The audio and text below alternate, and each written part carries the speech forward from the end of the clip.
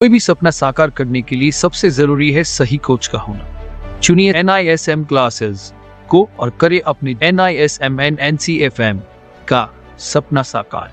Download the app now. Hello everyone, welcome back to the class. दोस्तों, आज हम इस क्लास में देखेंगे म्यूचुअल फंड NISM सीरीज़ 5 के कुछ मॉक टेस्ट। तो चलिए शुरू करते हैं। आज का हमारा पहला क्वेश्चन है, आइडेंटिफाई द ट्रू स्टेटमेंट, यानी इनमें से कौन सा स्टेटमेंट सही है। तो पहला स्टेटमेंट देखते हैं।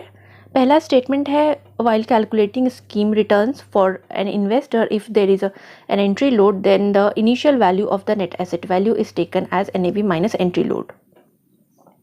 यानी कि किसी इन्वेस्टर के लिए स्कीम रिटर्न को कैलकुलेट करते समय अगर कोई एंट्री लोड हो तो नेट एसेट वैल्यू की initial value of NAV minus entry load के रूप में लिया जाता है। ओके, ये देखिए। उसके बाद दूसरा है, while calculating scheme returns for an investor, if there is an exit load, then the later value of the net asset value is taken as NAV minus exit load। यानी किसी इन्वेस्टर के लिए स्कीम रिटर्न को calculating करते समय अगर कोई exit load है तो नेट एसेट वैल्यू यानी कि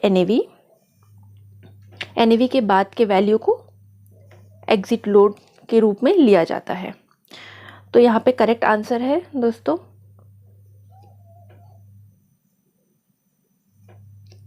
करेक्ट आंसर है बी। क्योंकि अगर किसी स्कीम पर एंट्री लोड है तो स्कीम रिटर्न को कैलकुलेट करते समय NAV का इनिशियल वैल्यू जो है, NAV का इनिशियल वैल्यू और एंट्री लोड के रूप में लिया जाता है। क्योंकि एंट्री लोड के वजह से कॉस्ट ऑफ परचेज यानी कि खरीद की लागत बढ़ जाती है। कॉस्ट ऑफ परचेज बढ़ जाती है, इसलिए एंट्री लोड को NAV में ऐड किया जाता है। अगला क्वेश्चन देखते हैं हम।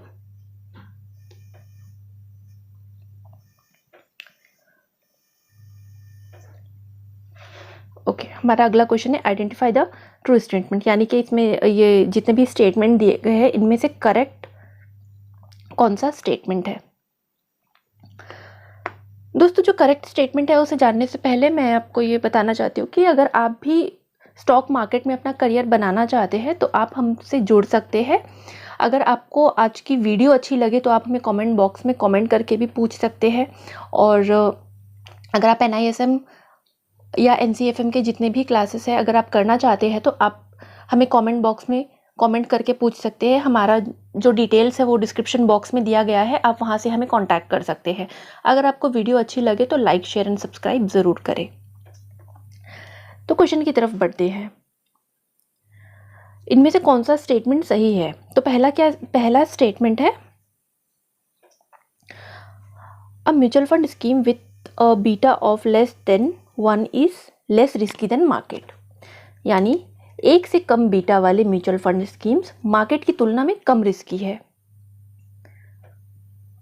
दूसरा स्टेटमेंट देखते हैं। दूसरा स्टेटमेंट है, the diversified stock index has a beta of 1। यानी कि डाइवर्सिफाइड स्टॉक इंडेक्स का बीटा 1 होता है। और तीसरा है, unsystematic risk is measured by it's beta. यानी कि अनसिस्टमैटिक रिस्क को बीटा द्वारा मापा जाता है। तो यहाँ पे 4 ऑप्शन है। ऑप्शन ए बताता है कि ओनली 1 इज ट्रू, यानी कि जो 1 नंबर है ये सही है। और ऑप्शन बी बताता है 2 और 3 नंबर का जो स्टेटमेंट है वो सही है, यानी कि 2 और 3 स्टेटमेंट ये करेक्ट है। ऑप्शन सी बताता है कि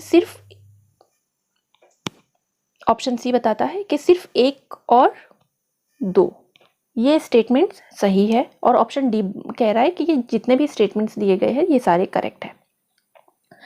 तो हमारा करेक्ट आंसर होगा यहाँ पर ऑप्शन सी,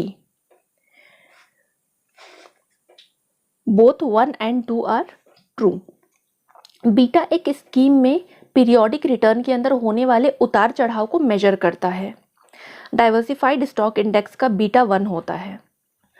जिन स्कीम्स का बीटा 1 से ज़्यादा होता है उन्हें ज़्यादा रिस्की माना जाता है और 1 से कम बीटा को कम रिस्की माना जाता है। सिस्टमैटिक रिस्क को उसके बीटा द्वारा ही मेजर किया जाता है।